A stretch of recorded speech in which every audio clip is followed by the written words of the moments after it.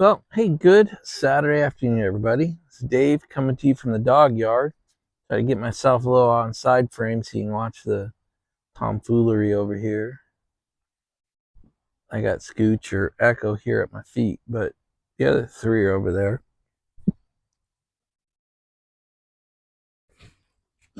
As you can see, I'll show you in a minute with the dog review. Chance is over there trying to be Chance, trying to ignore everything. Look, he's looking the other way, doesn't want to acknowledge their presence. So, guys, it's about 5 o'clock Saturday evening, Saturday afternoon. Perfect day. Perfect day. Jeez.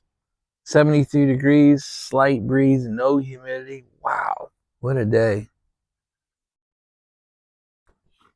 Just got back from the paddock. I was over there for 5 or 6 hours today. Cleaned it. Yeah, that's the thing with man caves. We got to treat them right. Anyway, I cleaned it up. The house is, I got all my daily chores done, all my weekly chores done. The house is perfect. The paddock is perfect.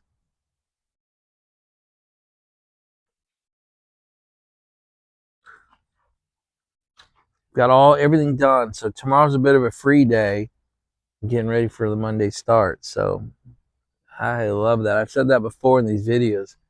I love it when I go into Saturday night or Sunday and I'm done and I'm completely ready for the start of the market to open.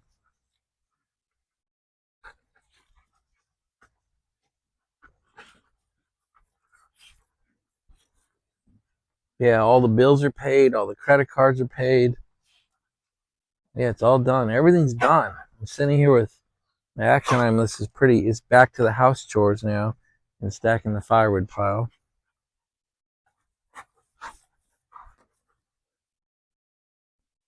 So Anne Marie Lauren left Sarasota this morning, maybe 7, 8 o'clock. I don't know what time they started, but they they've traversed all of Florida, all of Georgia, and much South Carolina. They're about to cross into North Carolina, so it's going pretty well. And Anne Marie texted me and said if the traffic gods continue to treat them well, they hope to push through and just get here tonight. A little kind of proud of that if they can do it safely. It's a 14-hour drive.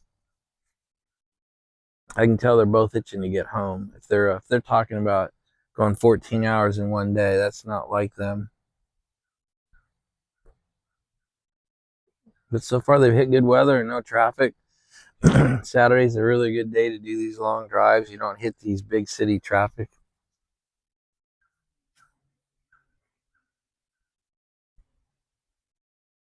So really good day today, guys.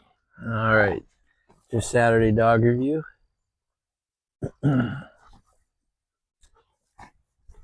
Obviously, Finn and Sasha have decided to have a good time out here this afternoon. Kind of like yesterday. Scooch, Echo's sitting on my feet.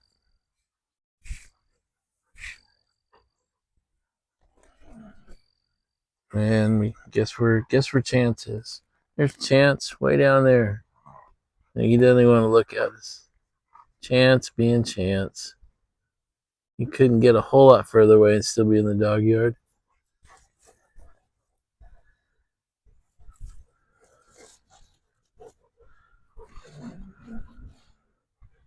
Of course, now they're going to play behind me. And Sasha, she's just looking.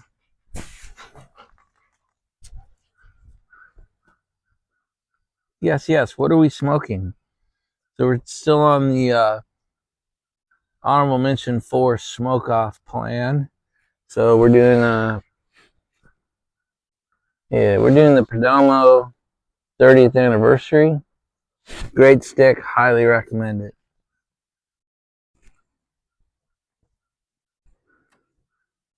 Well, if you recommend it so much, why are you putting it on the honorable mention and not in your top 10? It's because although this is a fantastic stick, the Perdomo Champagne 10th anniversary is more my style. So I rated it higher than this, which knocked this into the honorable mention 4. Yeah, I talked about it last night a little bit. I don't want to manage too many cigars in my humidor here in Maryland. So I'll manage it to my top 10. And if one of you guys or one of my Wyoming guys recommends something freaky good, I'll probably blow it into my top 10 and blow number 10 off. We'll see.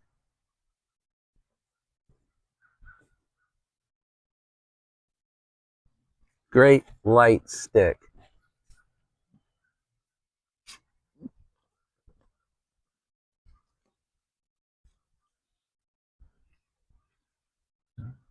Echo was trying to have some fun rolls, but Sasha just can't allow that. She just has to get involved.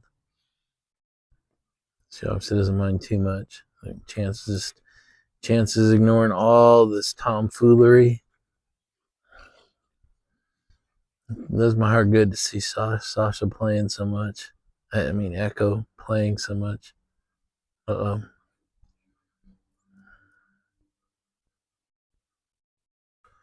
And now over here at my feet is my cow named Finn.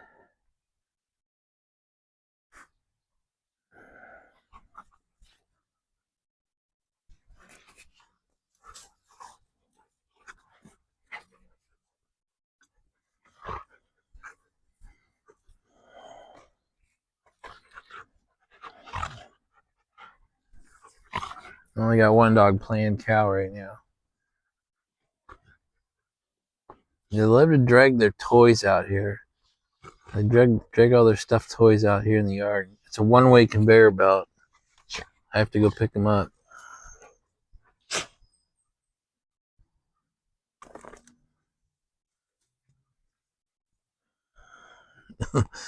Chance is ignoring all of it. So let's kick this video off with life school item number 1. It came to me while I was cleaning the paddock. I was actually vacuuming the Amazon rolled out carpet pieces that I have. Because Sasha drags a lot of dog hair into there, and a lot of leaves and sticks and bits stick to her when she's walking around outside. And then Jilly is a shedding maniac. That long coat, some of his hair's in vacuum for this long, but in his undercoat, wow, a double coated dog puts off so much fur. Wow, squirrel, sorry. But here's the thought that came to me.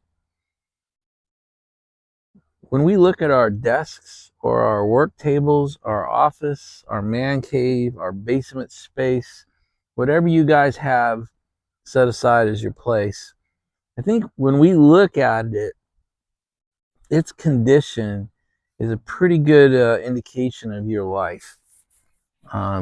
If it's neat and clean and orderly and clear so you can get work done on it, you probably have a pretty organized life.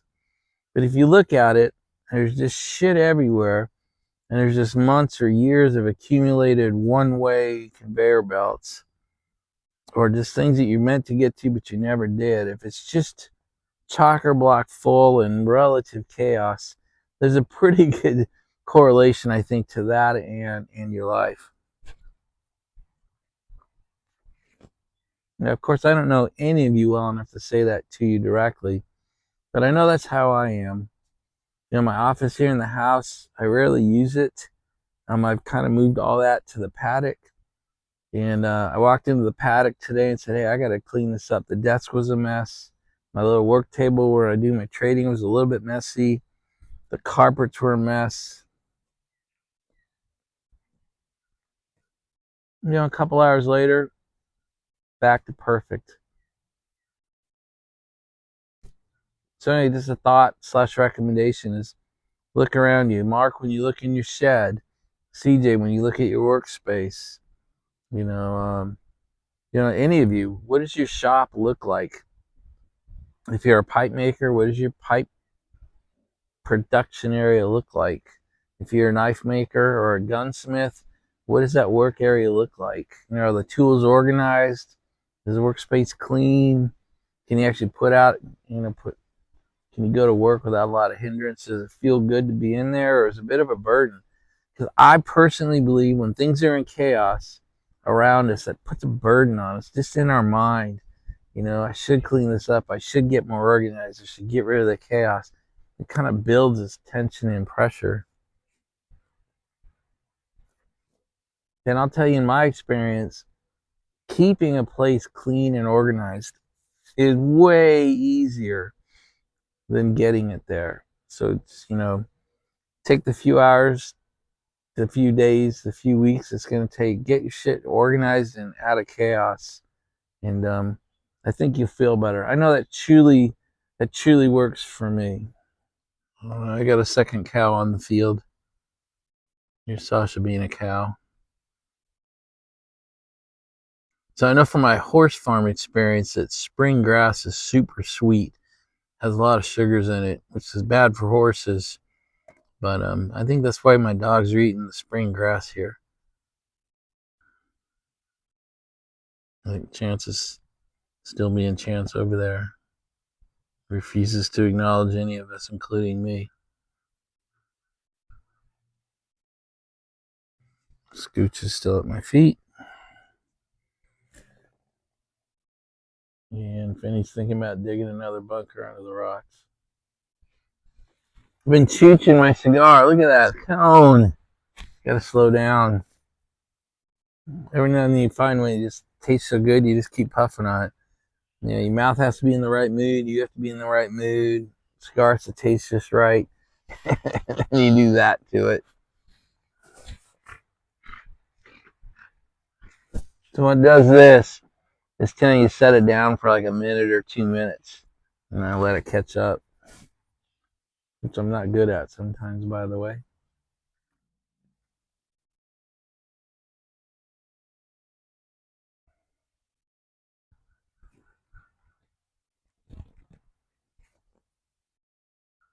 So let's jump right into a CEO school item. I had a great call today with one of the guys that I'm working with. He even said on the call, "Why don't you just call me out?" I'm like, "It's not. I don't do that." Good call.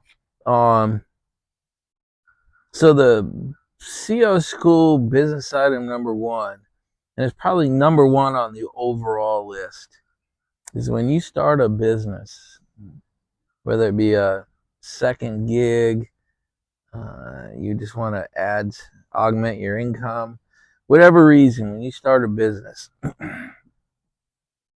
the number one reason you start it is to make money. Otherwise you're having a hobby, which is totally fine.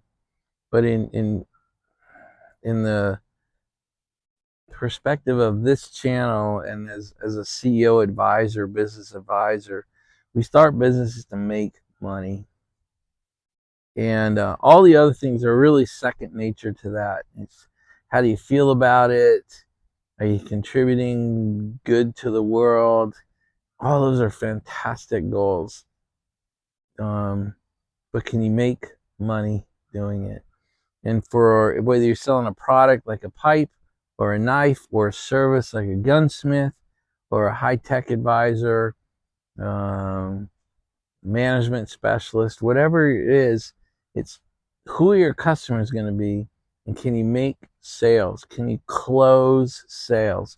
Can you make money? And boy, do people hate that part of the conversation.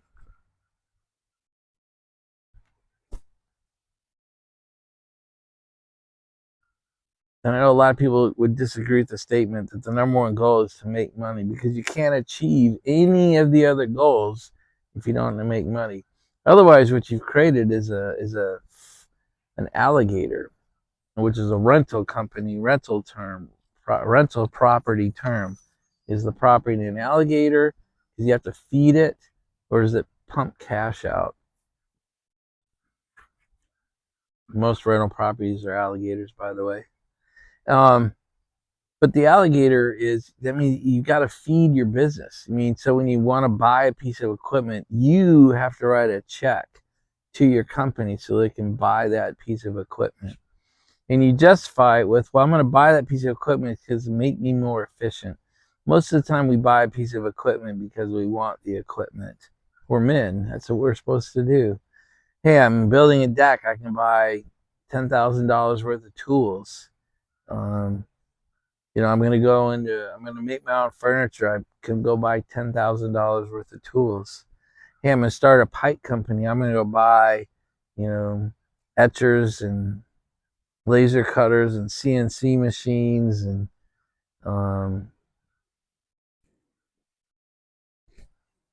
high-tech lathes, stuff like that. The question is, does your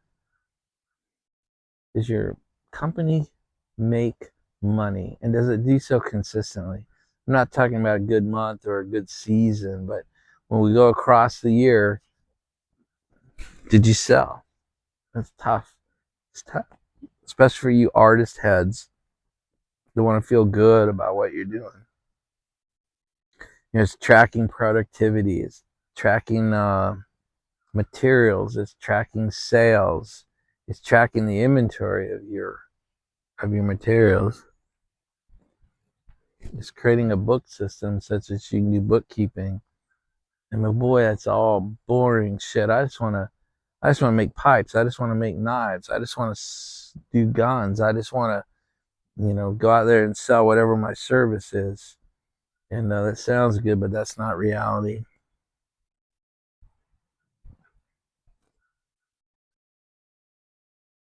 All right, that's enough on business. We got another one coming up.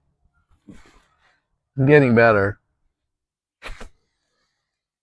All right, let's talk about CEO school. Item number 2, method of sales. A really tough question for CEOs, for entrepreneurs is, does your method of sale match today's world? And that's especially true, by the way, in the pipe community. We're a bunch of old guys. And so, tell you about my experience, and talk to you about what I've experienced with all the people I've counseled. So everybody loves shows, pipe shows, blade shows, gun shows. And in my world, I ran a IT services company, almost all black work, all top secret or better. But we still had vendor shows and things that everybody wanted to go to. All my employees, like, how come we don't go to this show or, that show, a big DOD show? Everybody goes to this show. We're missing something, right? And I'll tell you,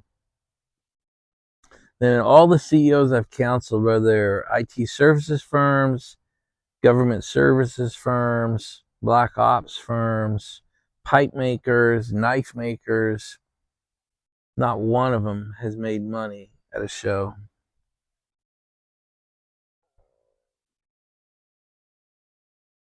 I want to reiterate that. Not one of them made money going to shows. Shows are old school. That doesn't mean they're not irrelevant. But pipe shows, so we'll talk pipe shows here for a minute because we're a pipe community. Pipe shows are fun to go to. I don't know if they make any sense financially to try to sell at. If your business is making pipes, trying to sell them exclusively at pipe shows doesn't work in 2025. In fact, for the last 20 years, I've counseled people, because what happens most of the time is you pay for the privilege of going to the pipe show.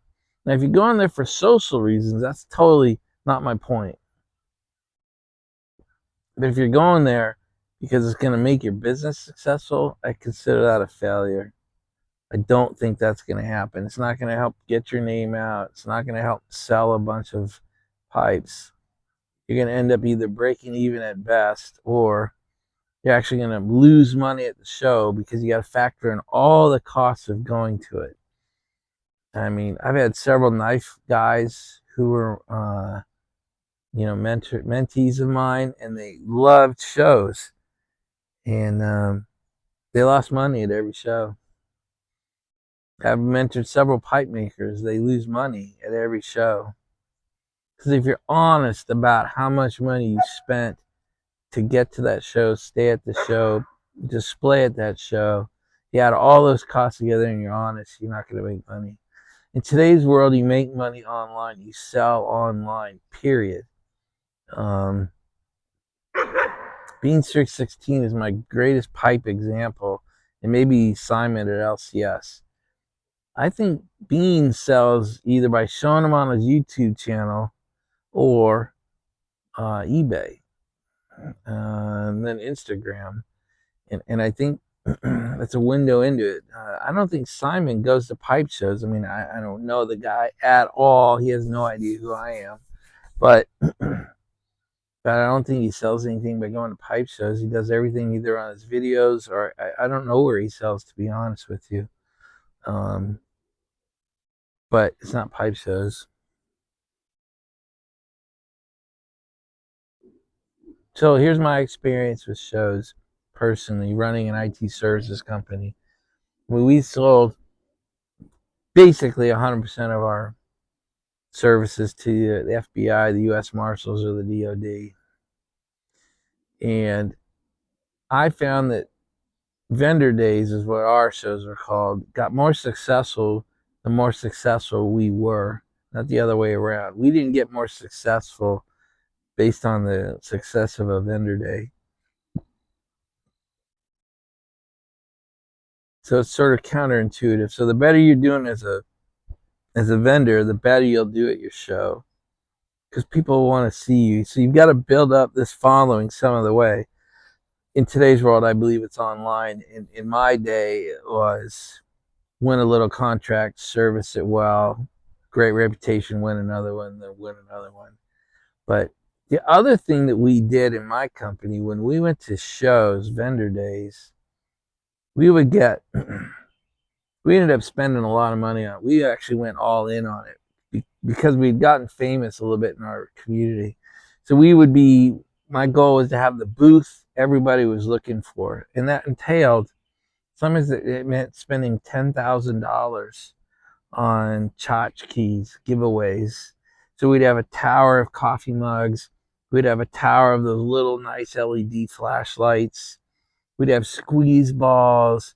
We had about 6 or 7 products just stacked on the booth tables. We had table aprons. And then I brought my 2 best recruiters. They were hot. They were young, hot women. Putting them behind there with this tower of stuff. Within one show, we were the most visited booth in the entire show. And after that, everybody was looking for our booth. Where's the DHA booth? Where's the DHA booth? You know, got to go over and see those guys. And we'd actually have people come to us and say, you guys seem really impressive. I'm going to put you on the bidders list for my next contractor task order. So sometimes I'd spend 10 grand to be placed on the small list to bid for a $12 million contract. And I consider that a good trade. Spend 10 grand, win 12 million. So if you are going to do shows, do them right. Try to be the best booth or table at the show. Have a skirt, have flags, have giveaways, such that people are coming to you saying, because people are going to say, hey, where'd you get that flashlight? Oh, I got it over here at that booth. And pretty soon, boom, you got 10 more people at your booth.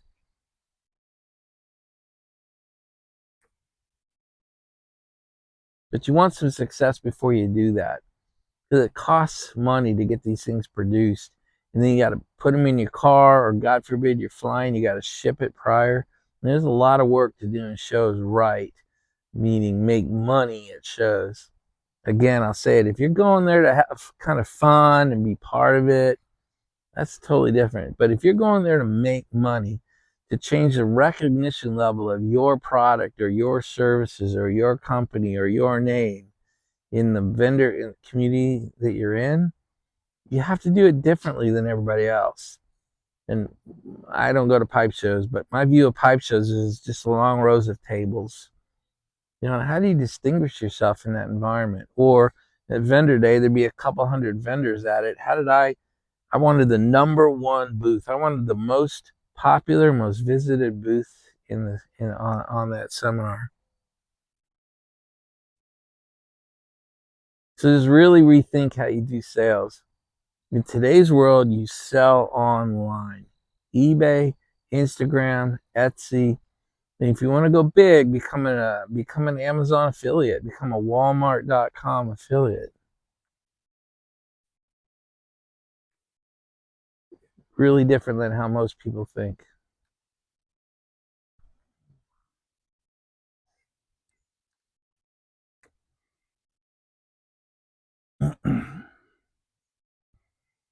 So one point I'll dance on lightly. I want to pound away at it, but the concept of your money should work for you. So those of you that are debt free or paying off your debt, keep those payments going out. Mark, whatever you paid off in debt, Jim, whatever you use to pay off debt now, turn that around and buy assets and put your money to work for you. Every dollar or pound or euro or whatever, wherever you are that you spend should be buying an asset that's working for you, not liabilities. Cars, pipes, tobacco, cigars, useless. Enjoyable, but useless. Silver, U.S. Treasury notes, U.S. Treasury bonds, crypto, silver. Did I say silver twice? These are assets that you can live on. You can live on the return of these assets. So that's the real question: is your pension fund, your retirement fund, your 401k kicking off enough productivity that you can live on it?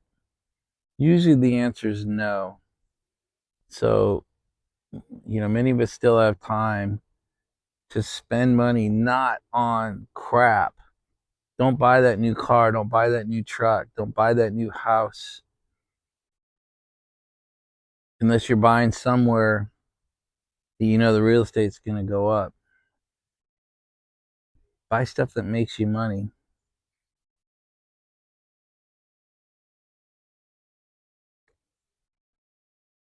Enough on that one. My last one for the video is a life thing.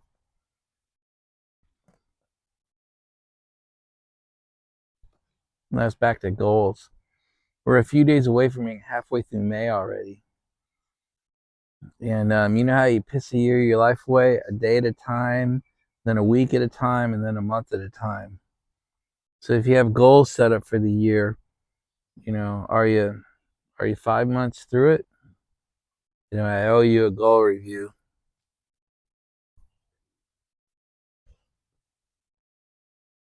So I'll probably do a May month end because that means I'll be in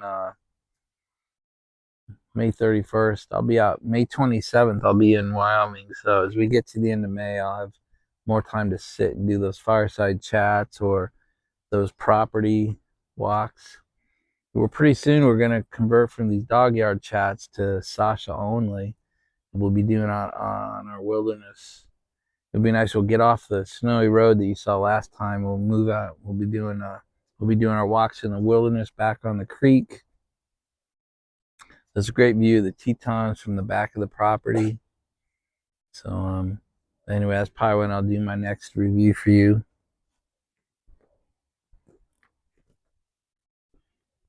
Most of mine are doing really well.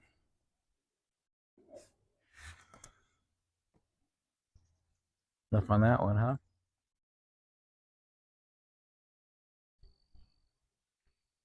All right, guys, we're 30 minutes in. That's too long as it is. So let's wrap this video up. I was all fired up today, wasn't I? I had a great Saturday, so I brought it into the video. But that's enough. So, hey, may God bless your lives and those of the lives around you. May God turn his ear to hear your prayer. May God make his face shine upon you and those that are important to you. May he bless your life like he continues to bless mine. Guys, that's it. I hope you had a great Saturday. I hope you got a good Sunday in front of you.